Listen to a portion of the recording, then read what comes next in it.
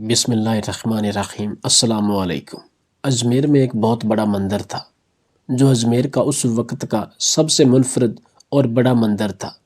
اس مندر کی سب سے خاص بات یہ تھی کہ یہ مندر صرف راجاؤں اور رانیوں کی عبادت کے لیے مخصوص تھا۔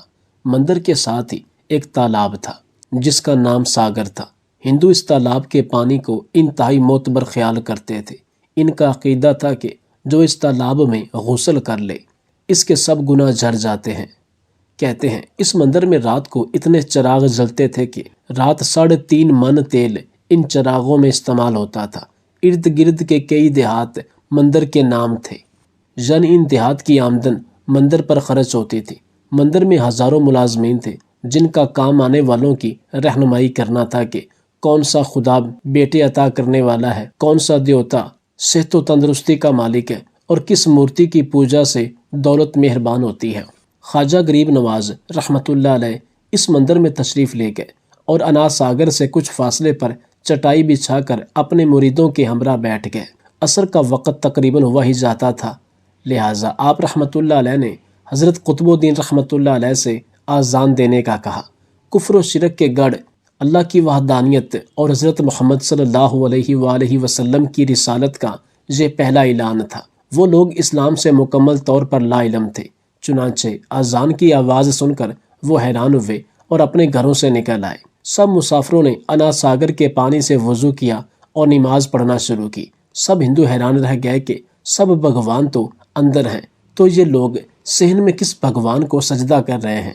جب شام ہوئی تو راجا کے اونٹ جو دن میں چرنے کے لیے گئے ہوئے تھے اپنے چرواہوں کے ساتھ واپس آنے لگے۔ اتفاق سے جہاں حضرت خواجہ رحمۃ اللہ علیہ اپنے ساتھیوں کے ساتھ بیٹھے تھے وہ جگہ راجا کے اونٹوں کے بیٹھنے کی تھی۔ چرواہوں نے بابا صاحب رحمۃ اللہ علیہ سے کہا، اٹھو بابا، اونٹوں کے بیٹھنے کی جگہ خالی کرو۔ آپ رحمۃ اللہ علیہ نے فرمایا، اتنا میدان پڑا ہے، اونٹ تو کہیں بھی بیٹھ جائیں گے، کیوں مسافروں کو تنگ کرتے ہو؟ وہ نہ مانے اور مسلسل اصرار کرتے رہے کہ اونٹ اسی جگہ بیٹھیں گے۔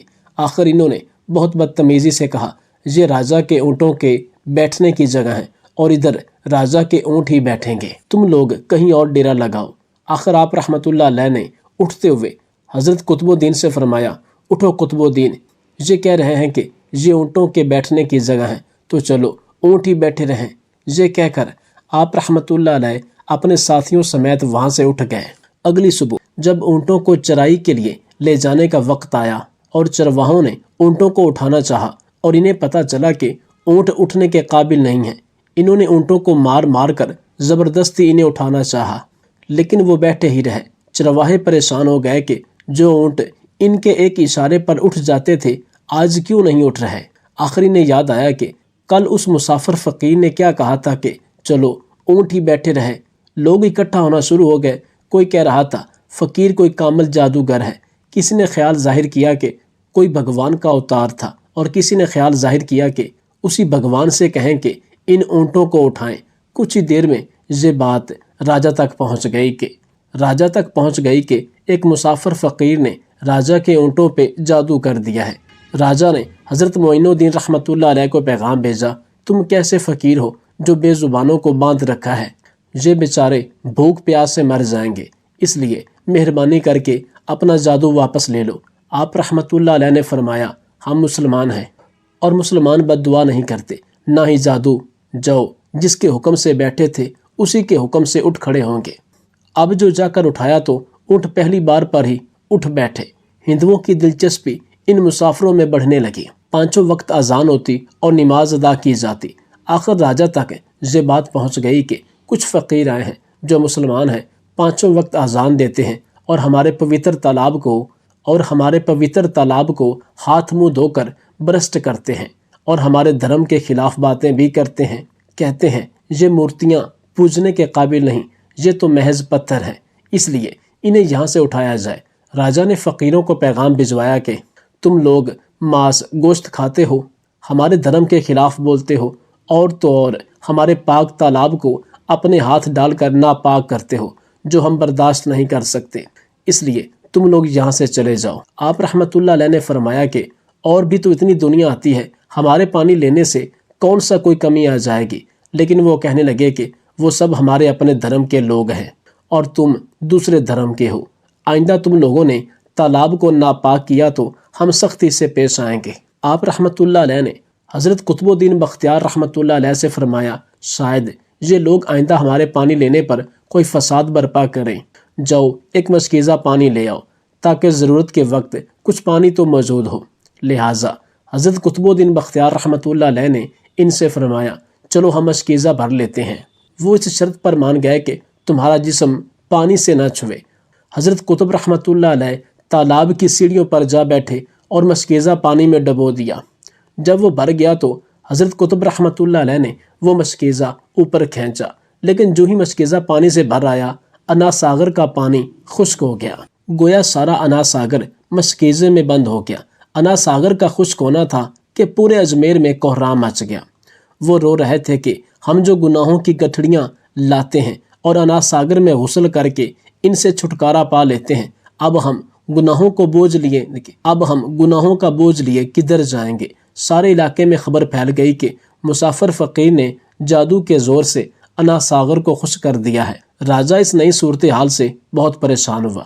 اس نے اپنے وزیروں کو بلایا۔ سب نے یہی کہا کہ فقیر یا تو جادوگر ہے یا پھر واقعی کوئی کامل فقیر ہے۔ ساتھ ہی وہ پریشان ہوئے کہ اجمیر کی رونق تو تھی ہی انا ساگر کے دم سے، اسی کی وجہ سے لوگ دور دور سے اجمیر آتے تھے اور اپنا ایمان مکمل کر کے لوٹتے تھے۔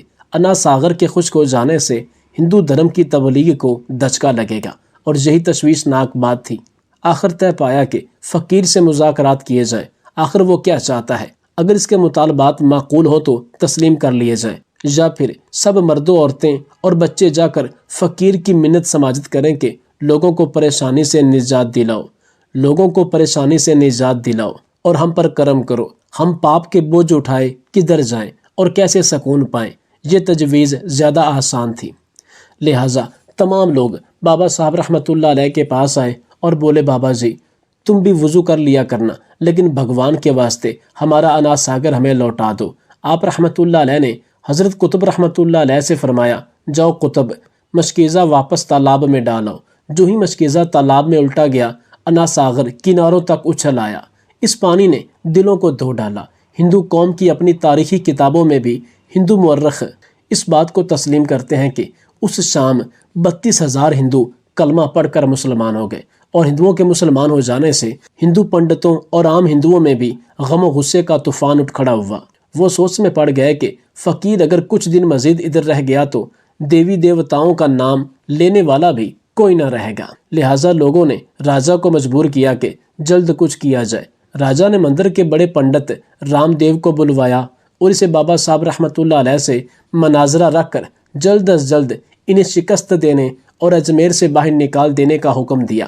رام دیو اپنے وقت کا مانا ہوا پنڈت تھا، جس کی علمی قابلیت کی دور دور تک دھوم مچی ہوئی تھی۔ اس نے راجہ کو یقین دلایا کہ جلد ہی راجہ کوئی اچھی خبر سنے گا۔ رام دیو بابا صاحب رحمۃ اللہ علیہ کے پاس آیا اور الٹے سیدھے سوالات کرنا شروع کیے۔ بابا صاحب رحمۃ اللہ علیہ نے خاموشی اختیار کیے رکھی۔ جب رام دیو نے حد سے بڑھ کر شور مچانا شروع کیا تو بابا صاحب رحمۃ اللہ علیہ نے اس کی طرف آنکھ اٹھائی اور مسکرا کر فرمایا، رام دیو تو شور مچا رہا ہے اور میں تیرے ماتھے پر ایمان کا نور چمکتا دیکھ رہا ہوں۔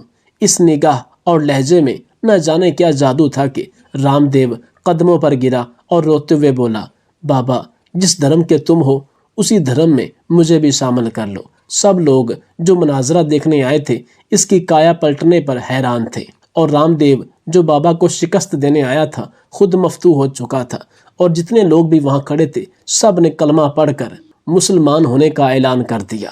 وہ نائب قاصد تھا، پوسٹل سروس کے چیئرمین کے دفتر میں کام کرتا تھا۔ وہ صاحب کی فائلیں ڈی جی آفس لے کر جاتا، پہلے وہاں سے اکاؤنٹس بناتا تھا اور پھر ان فائلوں کو واپس چیئرمین آفس لانا بھی اس کی ذمہ داری تھی۔ بندہ محمد بشیر کی ذمہ داریاں یہیں تک محدود نہیں تھیں، بلکہ گرمیوں میں صاحب کی آنے سے پہلے اے سی آن کرنا اور سردیوں میں ہیٹر چلا کر دفتر گرم کرنا، صاحب کی میز کی صفائی، ڈسٹنگ اور ڈسٹ بن کلین کرنا، باتھ روم میں تولیہ، صابن، ٹیشو پیپرز، ٹوتھ پیسٹ اور ماؤتھ واش رکھنا، صاحب کی گاڑی کا دروازہ کھولنا، ڈگی سے بریف کیس نکالنا، مہمانوں کا استقبال، چائے کھانے کا بندوبست، ٹفن باکس کھول کر لنچ لگانا، برتن دھونا، صاحب کا کوٹ اتارنا، میٹنگ سے پہلے کوٹ پہنانا، صاحب کا بریف کیس گاڑی تک لانا، صاحب کے لیے دروازہ کھولنا، صاحب کے جانے کے بعد دفتر کو اپنی نگرانی میں لاک کروانا، بیگم صاحبہ کی فرمائشیں پوری کرنا، سبزی، گوشت اور اناج کی دکانوں تک جانا، درزی سے کپڑے لانا اور دھوبی کے ساتھ حساب کتاب کرنا بھی اس کے فرائض میں شامل تھا۔ لیکن ان تمام فرائض کی ادائیگی کے بعد اسے مہینے کا صرف 8,000 ملتا تھا۔ یہ 8,000 روپے اس کی کل متاع تھے۔ زندگی کے تمام تقاضے 8,000 روپے کے اس کمزور ستون پر کھڑے تھے، اور یہ ستون روز دائیں بائیں لہراتا کانپتا تھا۔ وہ نسلوں سے غریب تھا۔ والد بھی نائب کاسد تھا۔ وہ فوت ہونے سے پہلے اسے بھی نائب کاسد بھرتی کروا گیا۔ تعلیم انڈر میٹرک تھی، اور یہ تعلیم بھی اس نے ٹھنڈی ننگی زمین پر بیٹھ کر حاصل کی تھی۔ بہنیں شادی شدہ تھیں، مگر وہ بھی حسرت ناک زندگی گزار رہی تھیں۔ ایک بڑا بھائی تھا، وہ غربت کی وجہ سے بھاگ گیا تھا۔ وہ آخری بار کراچی میں دیکھا گیا۔ اس کے بعد اس کی کوئی خبر نہیں ملی۔ چیئرمین صاحب کی مہربانی سے والد کا سرکاری کوارٹر اس کے نام منتقل ہو گیا۔ یہ بوسیدہ بدبودار کوارٹر اس کی کل کائنات تھی۔ لیکن ٹھہریے، کوارٹر کے علاوہ بھی اس کی ایک کائنات تھی۔ یہ کائنات بوڑھی بیمار والدہ تھی۔ بندہ محمد بشیر نے بچپن میں مولوی صاحب سے سن لیا تھا کہ ماں کی خدمت کرنے والا دنیا اور آخرت دونوں میں سرفراز ہوتا ہے۔ یہ نقطہ بیج بن کر اس کے دماغ کی زرخیز زمین میں گرا، اور وہ بیج وقت گزرنے کے ساتھ ساتھ تناور درخت بن گیا۔ ماں اس کی واحد پناہ گاہ تھی، اور وہ ماں کا تنہا سہارا تھا۔ وہ دن کے وقت چیئرمین صاحب کی چاکری کرتا، صبح و شام، اور رات میں والدہ کی خدمت۔ یہ اس کی کل زندگی تھی۔ بندہ محمد بشیر نے شادی نہیں کی۔ یہ وجہ بھی اس کی زندگی کی طرح دلچسپ تھی۔ بندہ محمد بشیر کی والدہ حج کرنا چاہتی تھی۔ یہ والدہ کی زندگی کی واحد خواہش تھی۔ بندہ محمد بشیر جب ماں کی گود میں تھا تو ماں اسے تھپ تھپاتی، ہلاتی، لوریاں دیتی اور ساتھ ساتھ کہتی جاتی، میرا محمد بشیر مجھے حج کروائے گا، میرا محمد بشیر مجھے مکے مدینے لے کر جائے گا۔ بندہ محمد بشیر یہ فکرہ سن کر بڑا ہوا تھا، چنانچہ اس نے ماں کے حج کو ہمیشہ ذہن میں رکھا اور اپنے فرائض کا حصہ بنا لیا تھا۔ وہ ماں کو ہر صورت حج کروانا چاہتا تھا۔ حج مہنگا تھا، اور بندہ محمد بشیر کی آمدنی بہت کم تھی۔ وہ اگر اس کم آمدنی میں شادی کر لیتا تو ماں کا حج ناممکن ہو جاتا۔ چنانچہ اس نے ماں کے حج تک شادی نہ کرنے کا فیصلہ کر لیا، کیونکہ اسے دنیا داری کا معلوم ہو چکا تھا کہ اگر شادی ہو گئی تو بچے پیدا ہوں گے، بیوی کے اخراجات ہوں گے، بچوں کے اخراجات ہوں گے، سسرال والوں کی فرمائشیں یا آنے جانے کی وجہ سے اس طرح خرچے بڑھتے جائیں گے۔ جبکہ آمدنی میری قلیل ہے، وہ ہر ماہ اپنی قلیل آمدنی سے 1,500-2,000 روپے بچا لیتا اور ماں کے حج فنڈ میں جمع کرنے لگ جاتا۔ یہ فنڈ چیونٹی کی طرح رینگ در رینگ آگے بڑھ رہا تھا۔ لوگ محمد بشیر کو بندہ محمد بشیر کیوں کہتے تھے؟ اللہ نے محمد بشیر کو عاجزی، انکساری کی نعمت سے نواز رکھا تھا۔ وہ جس کو بھی اپنا تعارف کرواتا تھا ذرا سا جھکتا اور سینے پر ہاتھ رکھ کر کہتا، بندے کا نام ہے محمد بشیر۔ سننے والوں کو ہنسی آ جاتی۔ لوگوں نے آہستہ آہستہ اس کا نام بندہ محمد بشیر رکھ دیا۔ وہ اس ٹائٹل پر خوش تھا۔ وہ درخواستوں میں خود اپنا نام بندہ محمد بشیر لکھ دیتا، اور یوں سچ مچ بندہ محمد بشیر بن گیا۔ بندہ محمد بشیر نے بہرحال حج کے پیسے جمع کر لیے۔ وہ درخواست جمع کروانے گیا تو پتہ چلا کہ ماں محرم کے بغیر حج نہیں کر سکتی۔ یہ نئی قیامت تھی۔ وہ بڑی مشکل سے 10 سال میں ایک حج کے پیسے جمع کر پایا تھا۔ وہ اب اپنے لیے پیسے کہاں سے لاتا؟ وہ ہمت ہار گیا اور پریشانی کے عالم میں گلیوں میں پھرنے لگا۔ اس دوران ایک اور واقعہ پیش آ گیا۔ محمد نعیم ساتھی نائب کاسد تھا۔ نعیم کا بیٹا پتنگ اڑاتا ہوا چھت سے گر گیا۔ بچہ شدید زخمی تھا۔ نعیم کو آپریشن کے لیے 2 لاکھ روپے چاہیے تھے۔ اس نے بھاگ دوڑ کر کے 1 لاکھ روپے جمع کر لیے۔ 1 لاکھ روپے کی کمی تھی۔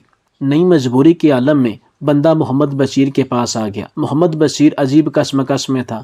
وہ حج کی دوسری درخواست کے لیے خود قرض تلاش کر رہا تھا، جبکہ محمد نعیم اس سے ماں کی درخواست کے پیسے بھی مانگ رہا تھا۔ وہ نعیم کو انکار کرتا تو بچے کے بچنے کے امکانات کم ہو جاتے، اور اگر حج کے پیسے نعیم کو دے دیتا تو ماں بیمار تھی اور وہ حج کیے بغیر ہی دنیا سے رخصت ہو جاتی۔ محمد بشیر بری طرح پھنس گیا۔ نعیم کے پاس اب وقت کم تھا۔ وہ محمد بشیر کے قدموں میں جھک گیا، اور یہ وہ لمحہ تھا جس میں بشیر نے اپنی زندگی کا مشکل ترین فیصلہ کیا۔ وہ گھر گیا، الماری سے رقم نکالی اور نعیم کے حوالے کر دی۔ اس کے بعد وہ سیدھا مسجد گیا، 2 رکعت نفل نماز ادا کی اور اللہ تعالیٰ سے گڑ گڑا کر دعا کی، یا باری تعالیٰ، میری کوشش میں کوئی کمی نہیں تھی، شاید آپ ہی کو منظور نہیں تھا، اب آپ میری ماں کو حوصلہ دیں۔ یہ دعا کم اور دوا زیادہ تھی۔ وہ اطمینان قلب کی دولت سمیٹ کر گھر واپس آ گیا اور گہری نیند سو گیا۔ بندہ محمد بشیر کا اگلا دن حیران کن تھا۔ محکمے نے 2 بندوں کو سرکاری اخراجات پر حج پر بھجوانے کا فیصلہ کر لیا۔ قرآن اندازی ہوئی اور بندہ محمد بشیر اور محمد نعیم کے نام ٹکٹ نکل آئے۔ بندہ نعیم کو اسپتال میں اطلاع دی گئی۔ وہ سیدھا دفتر آیا، چیئرمین سے ملاقات کی اور محمد بشیر کی زندگی 10 سال تک ماں کے حج کے لیے رقم جمع کرنے اور پھر یہ رقم زخمی بچے کے آپریشن کے لیے دینے تک ساری داستان سنا دی۔ چیئرمین کے ماتھے پر پسینہ آ گیا۔ محمد نعیم نے چیئرمین سے عرض کیا کہ میری درخواست ہے کہ آپ میری جگہ محمد بشیر کی والدہ کو حج پر بھجوا دیں۔ میں جوان آدمی ہوں، مجھے اللہ تعالی مزید موقع دے گا۔ چیئرمین کے پاس انکار کی گنجائش نہیں تھی۔ نعیم نے درخواست دی، چیئرمین نے منظوری دے دی اور یوں بندہ محمد بشیر اپنی والدہ کو ساتھ لے کر حج پر روانہ ہو گیا۔ محمد بشیر حج کے دوران اپنی ماں کی جی جان سے خدمت کرتا رہا۔ یہ خدمت دیکھ کر ایک ساتھی خاندان متاثر ہو گیا اور حج کے دوران ہی اسے اپنی بیٹی کا رشتہ دے دیا۔ وہ اور اس کی والدہ واپس آئے۔ چند ماہ بعد شادی ہو گئی۔ سسر نے بیٹی کو جہیز میں 10 مرلے کا چھوٹا سا مکان دے دیا۔ یہ لوگ نئے گھر میں شفٹ ہو گئے۔ لڑکی پڑھی لکھی تھی اور سمجھدار تھی۔ چند ماہ بعد اس نے گھر میں 10 سلائی مشینیں رکھیں، محلے کی لڑکیاں اکٹھی کی اور اپنا بوتیک بنا لیا۔ بوتیک کامیاب ہو گیا۔ آج 10 برس بعد بندہ محمد بشیر ملک محمد بشیر بن چکا ہے۔ یہ ہر سال 2 ضرورت مندوں کو حج کرواتا ہے اور اللہ تعالیٰ کا لاکھ لاکھ شکر ادا کرتا ہے۔ یہ اپنی کامیابی کو کامیابی نہیں، حج اکبر کہتا ہے۔ ایک ایسا حج جس کا دروازہ محمد نعیم کے زخمی بیٹے کے زخمی سر میں تھا اور محمد بشیر اس پھٹے ہوئے کھلے سر سے ہوتا ہوا خانہ کعبہ جا پہنچا تھا۔